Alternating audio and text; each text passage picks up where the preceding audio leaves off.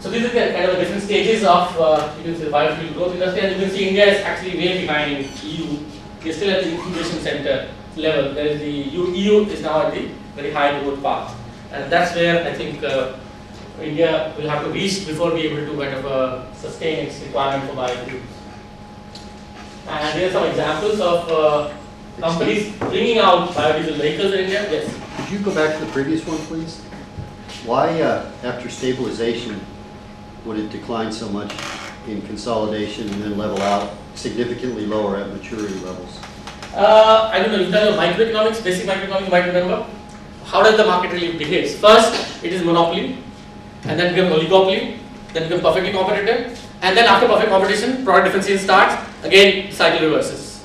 So again, you have monopolistic competition, market starts consolidating, and gradually you again go back to oligopoly, and oligopoly can be very easily proved to be showing a lesser output, because that's more profitable than a competitive market. That's the way this graph goes like this. Okay. It's a growth rate, it's not absolute output.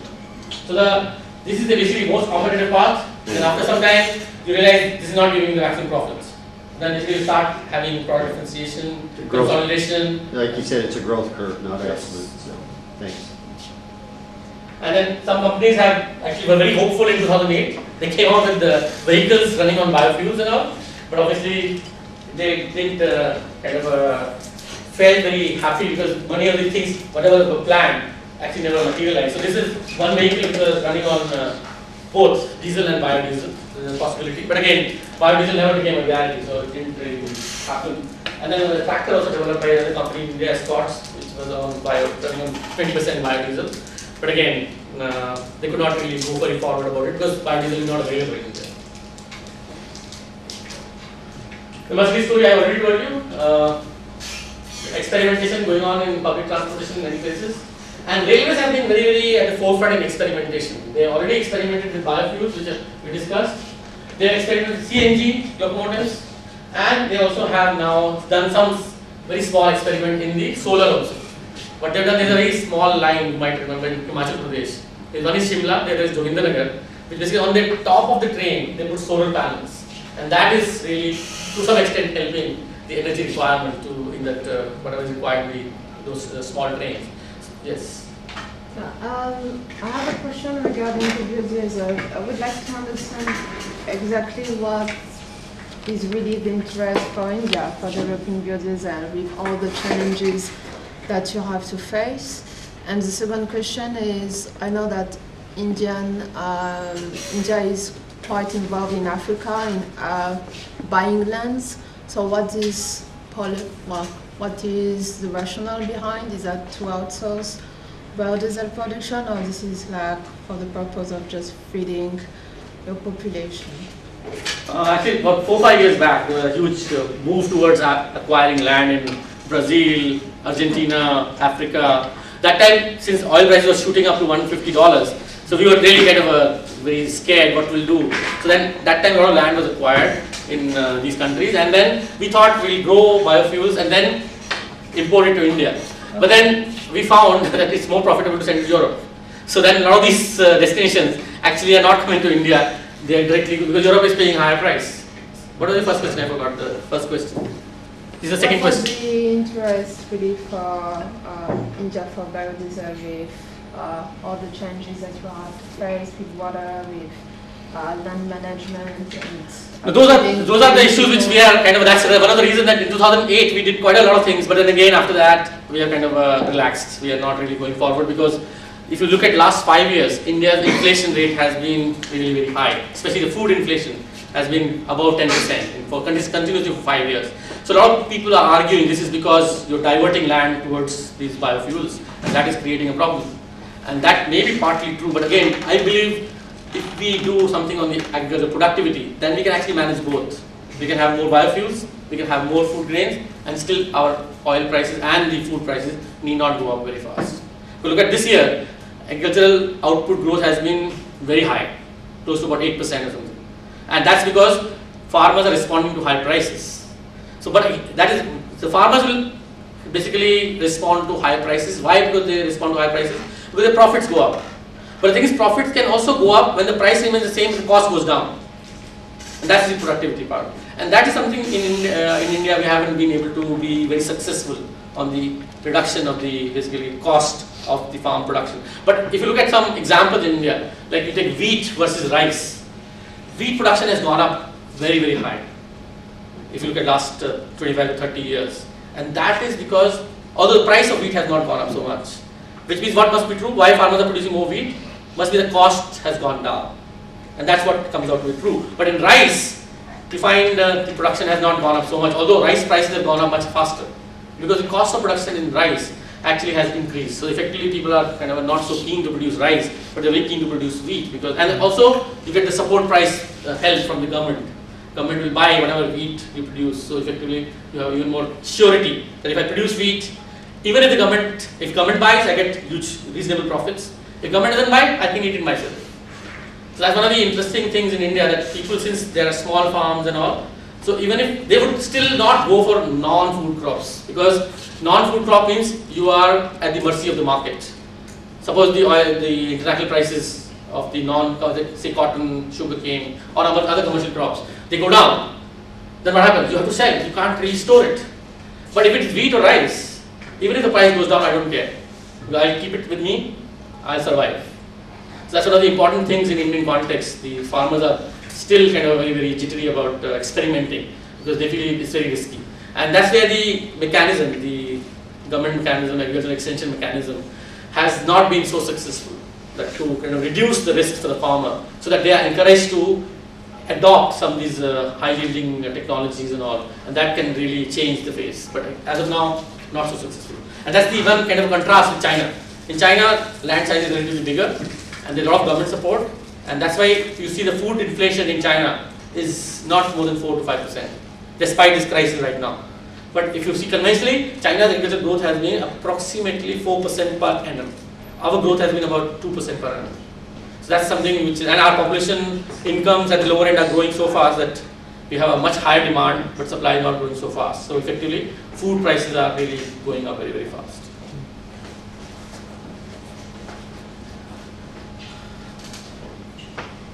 So another thing which I think was highlighted, I'll just again buttress that point again.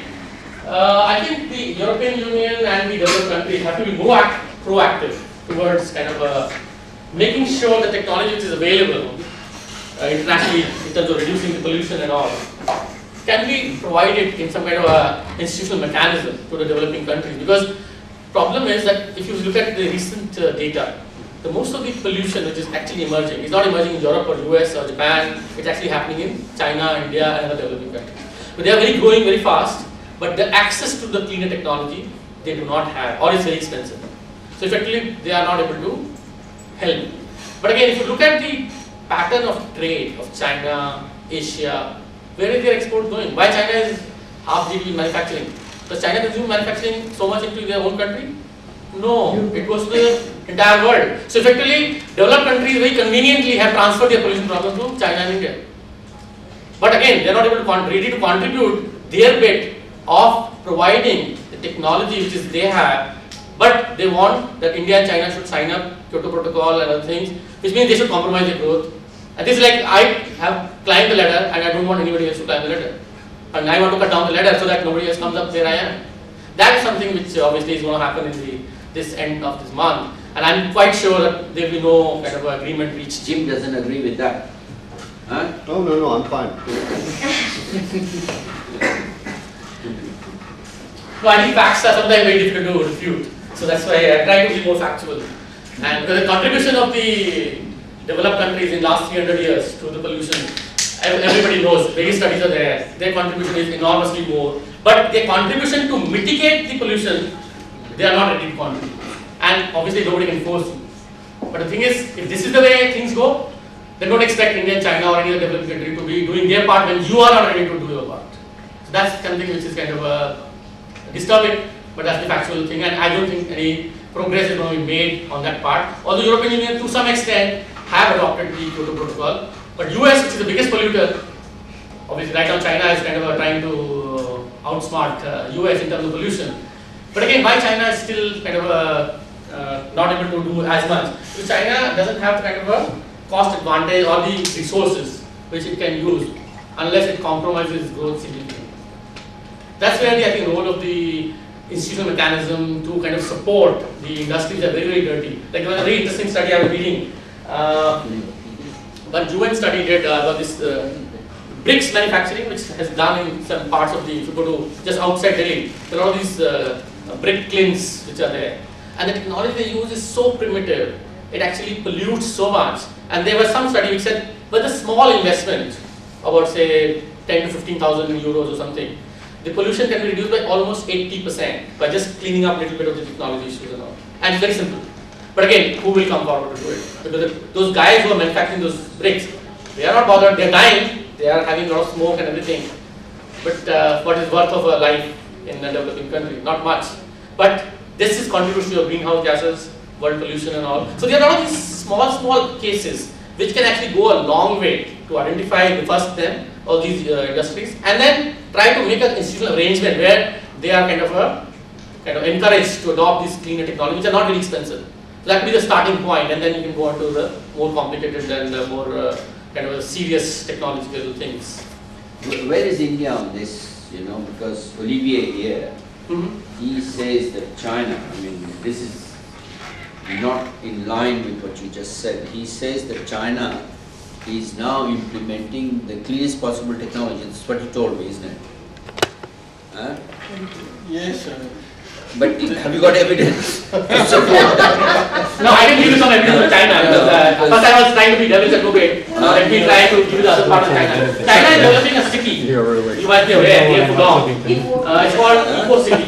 Eco-City with the help of Singapore Sino project, in which there will be about 30 square kilometers of area. That township will be developed over next, I think it's already halfway. Yesterday only in the BBC, I recorded on my camera. I can show you the recording. On BBC Horizon, there were 2 case studies for India and China about how they're developing these technologies, which obviously I cannot upload on the, because it's a copyright violation of BBC. But if you are individually interested, I can possibly pass on the clipping. Yes. So there's a lesson here for the ESCP students. Don't tell him anything. No, but I mean, it's interesting to find out how much attempt India is making. Now, I don't know what is his source of information. He said to me that China is now at the forefront of clean technology. No, that's true. In solar panels, for instance, if you look at the world export of solar panels, I think 80% of the export is from China. So effectively that tells you, but China is not doing it for itself. It's now it is exported to Europe and US. They also have a huge center of research in carbon capture. Yes, they have many things. They don't show too much what they are doing. Yeah. They are present in all organizations regarding green technology and sustainability, etc. And they don't say they are doing so much. But and they are not participating. They are just here, present, but not participating too much. But behind, they are doing a lot. Yes, I completely agree. But the thing is, what I was trying to do first tell you that we cannot blame China, but China is aware that future this is going to be a very big problem. So they are this Eco-City project, which I think is largest in the world, and with the help of Singapore. I think in October there's a very interesting conference in Singapore. Maybe you must be aware, Singapore International Energy Week. In which they, one of the interesting things I learned in that, the pamphlet which they gave out, is about one of the important things you can save energy is by conserving water, which I never thought about. I said water and energy, what is the link? But if you really go into details, especially Singapore like a country which is basically doesn't have enough water, how do they manage their water? The entire sewage water is actually converted into drinking water. You'll be surprised to know. And Singapore has developed a technology. And they have been kind of a pioneer. And then basically when you clean up the dirty water into clean water, you require a lot of energy. And that energy, if you can actually classify water usage, that itself might, like for instance in India, I don't think we bother about the water which is used in the toilets or water we drink. Same water is being used. But effectively, it need not be like that. The water could be 2 different grades. Drinking water could be separate, whereas the toilet and other things, water could be need not be so clean. And that can significantly reduce your energy requirement. These are some interesting things which Singapore has been working on. A lot of these projects about the Singapore Eco-City, Singapore Sino-City project, which is going on near Tianjin, near Pudong, near Shanghai. It's a very, very interesting example where they are trying to reduce the carbon footprint by almost 70 to 80%. And what is the basic model? They're saying that people will be living close by wherever they have to go. They have to work part is very close, house is close, recreation facilities are close by. What happens in normally typical cities across the world is that you have to travel long distances for the office, for any other thing, is long distances, which basically means you depend on basically your private transportation. Like for instance, my case, I come from Delhi every day. Although I could take the public transportation, but that actually first increases my time by more than twice, and actually my cost also actually goes up. So effectively I don't have much of incentive to use public transportation. But if my place of work was close to where I have to stay also, then effectively my carbon footprint automatically come down drastically. That's what the basic approach in the Eco-City project they're trying to do. Yes. You sound like an American. We are almost, but again, not at such a high levels, but I think America becomes the role model, so effectively everybody, China is trying to, now they are trying to kind of get out of that, because so far China also has been blindly following the US model. No, but I mean when you say that it's inconvenient to take public transportation, and so thereby you increase your carbon footprint. No, I would want to do it, but the thing is, the thing is from here, I have to first go to the metro station, which means I have to take some other transportation, then I have to get into metro, then I get down there, then again I have to take another transport, which means, and then other transportation, the feeder services are not good enough, which basically means if I take my own car, I reach in like 35 minutes here, yeah, which is about 20 kilometers, but if I take the metro and the other transportation, I spend close to 1 to 1.5 hours, and the cost also is not so economical. I find petrol is still in India, despite the high prices, is still cheap enough for one person to drive single driven car, and still it's economical. So I think petrol prices in India possibly should go up even twice of what they are, to make it people really inconvenience, so that they use basically the public transportation, yeah, and also use that money to create the feeder service public transportation, which I think is the European, Singapore and Japanese model, which we need. I think which is what we need rather than the American model, which is, America is a very big country, so